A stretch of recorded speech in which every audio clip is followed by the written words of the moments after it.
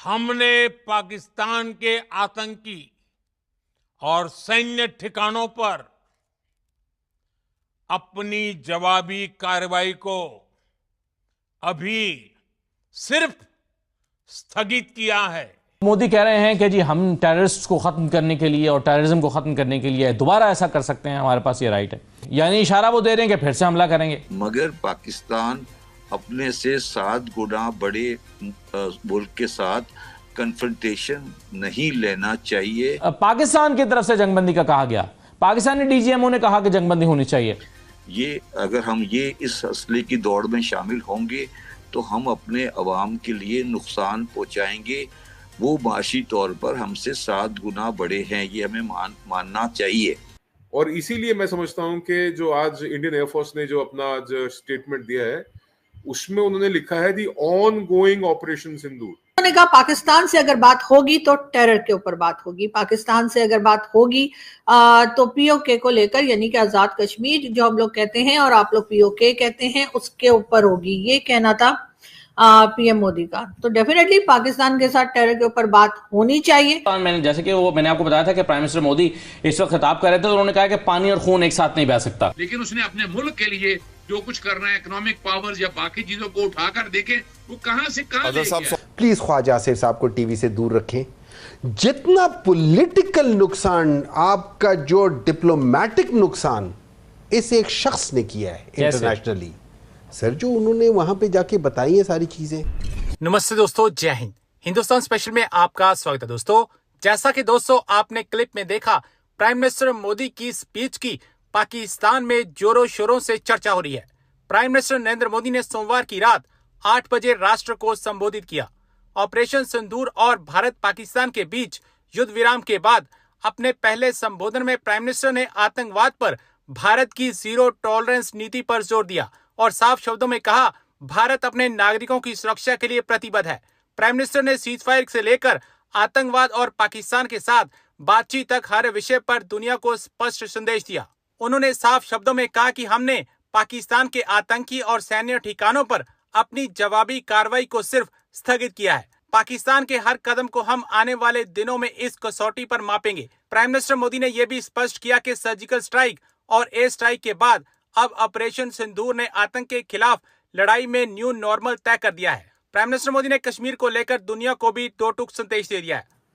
बहरहाल मोदी जी आए, उन्होंने प्राइम मिनिस्टर मोदी जो हैं वो आए और उन्होंने आकर भारत के तमाम ही चैनल्स जो है वो टेलीकास्ट कर रहे थे और मैंने भी देखा। खैर हमारे यहाँ भी इंडियन चैनल बंद है, लेकिन जिन लोगों के पास डिश वगैरह है वो देख लेते हैं। तो जी वहां पर हमने सुना कि उन्होंने क्या बात की। उन्होंने वैसे तो बताया कि किस तरीके से जो है वो पाकिस्तान में जो अटैक किए गए, उन्होंने यही बताया कि जी वहां पे जो टेरर कैंप्स थे उसको अटैक किया गया है। और जाहिर है कि यहाँ पर चाहे वो मसूद अजहर हो, चाहे वो हाफिज सईद हो, उसको लेकर भारत ने हमेशा बात की है और हमेशा से इस चीज के सिलसिले में हम सुनते आ रहे हैं। बल्कि ये कहना ज्यादा सही रहेगा कि हम बचपन से सुनते आ रहे हैं। हाफिज सईद और मसूद अजहर और इस किस्म के लोगों के बारे में हम बहुत टाइम से सुनते चले आ रहे हैं और कई बार पाकिस्तान जो है वो FATF की ग्रे लिस्ट में भी गया है और कई तरह की प्रॉब्लम्स जो है वो हमने फेस की हैं इन इश्यूज को लेकर। लेकिन कभी भी कोई सही पॉलिसी शायद बन नहीं सकी या बनाई नहीं गई जिससे कि हम इस प्रॉब्लम में से निकल पाते।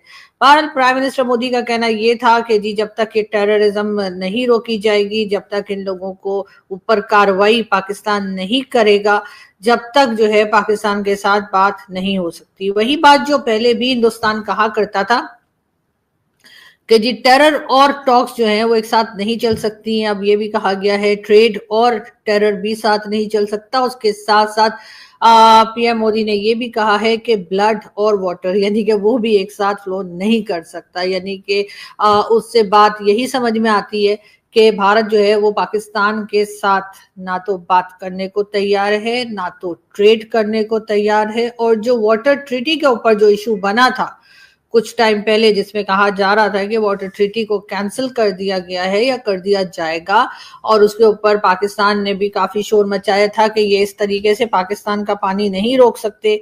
और उसी के ऊपर जो है वो सबसे पहले एक दूसरे के साथ जो है यानी कि जो कश्मीर पिलग्राम का जो वाकया था, उसकी पिलग्राम का जो कह लीजिए टेरर अटैक था, उसके बाद जो एक तू मैं शुरू हुई थी दोनों में, वो फिर पानी पर जाकर रुकी थी और कहा यही गया था कि जी आप पानी को नहीं रोक सकते। लेकिन इस वक्त आज की बात अगर आप लोगों ने सुनी हो और अगर मैं भी सही समझ पा रही हूँ, और जो मैंने सोशल मीडिया पर भी एक नजर दौड़ाई कि देखें कि हमारे लोग, हमारे साथी, चाहे वो पाकिस्तान से हैं चाहे वो भारत से हैं, हमारे जो कोलीग्स हैं, मैं तो सभी को मीडिया कोलीग समझती हूँ, चाहे वो किसी भी कंट्री में काम कर रहे हो, अगर वो मीडिया में काम कर रहे हैं या मीडिया के साथ हैं तो डेफिनेटली हमारे कोलीग्स ही कहलाएंगे। तो बिल्कुल उनकी भी मैंने ट्वीट्स देखी और उनकी भी मैंने देखा कि वो क्या बता रहे हैं, पाकिस्तान में भी देखा क्या कहा जा रहा है। यकीनन पीएम मोदी की आज की बात को जो है दोनों कंट्रीज में ही बहुत ही सीरियसली लिया जा रहा होगा, क्योंकि जिस तरीके से उन्होंने बात की, हमारे यहाँ तो एक तासुर या एक इम्प्रेशन ये भी था कि शायद अब जो है वो हिंदुस्तान पाकिस्तान के आपस की टेंशन जो है वो ऑलमोस्ट सब खत्म हो गई है और दोनों ने एक दूसरे के ऊपर अटैक कर लिया, दोनों ने एक दूसरे की ऊपर जहां जहां पर भी पॉसिबल हुआ एक दूसरे को नुकसान पहुंचाने का वो सब कर चुके। तो अब जो है अब जी बातचीत पर आ जाएंगे और उसके बाद जितने भी इश्यूज हैं एक दूसरे के साथ वो शायद खत्म हो जाएंगे। लेकिन आज के बात सुनकर ऐसा लगता है कि ऐसा लगता नहीं है कि ऐसा इतनी जल्दी सब कुछ जो है वो ठीक हो पाएगा। ये जरूर है कि इस वक्त जो पीएम मोदी ने बातें दोहराई या बातें की वो तकरीबन वही बातें थी जो भारत पहले भी पाकिस्तान को कहता रहा है कि जी आपने जो है वो आप टेरर को कंट्रोल करें। तो मैं समझता हूँ कि पाकिस्तान एयरफोर्स को तो बहुत सजा मिली है कायदे से, अगर आप इस बात को मान के चले। पाक फौज को उतनी सजा नहीं मिली जितनी मिलनी चाहिए, और इस बात से मैं भी सहमत हूं और सब सहमत हैं कि ये सीज फायर कह लीजिए, इसको आप सीजर ऑफ फायरिंग कह लीजिए, जो मर्जी कह लीजिए, क्योंकि cease fire is a proper agreement. वो दो लोगों के बीच में बैठ के साइन होता है, वो कागज के ऊपर उतरता है। इसको हम अभी के लिए सिर्फ एक अंडरस्टैंडिंग कह सकते हैं कि एक आपसी सहमति बनी है। वो पाकिस्तानी फौज के जो डीजीएमओ हैं, उन्होंने भारतीय डीजीएमओ को हॉटलाइन पे कॉल करके बोला है सर जितनी मर्जी जंग चलती हो, यूक्रेन और रशिया के बीच में भी जंग है, उनके हॉटलाइंस चालू रहती हैं। तो ये वो फेज है। मैं समझता हूँ आदि, इन माय ओपिनियन, कि एचएनएस है ये पाकिस्तानी कौम जो है ना, मैं इनको एचएनएस बोलता हूँ, हम नहीं सुधरेंगे।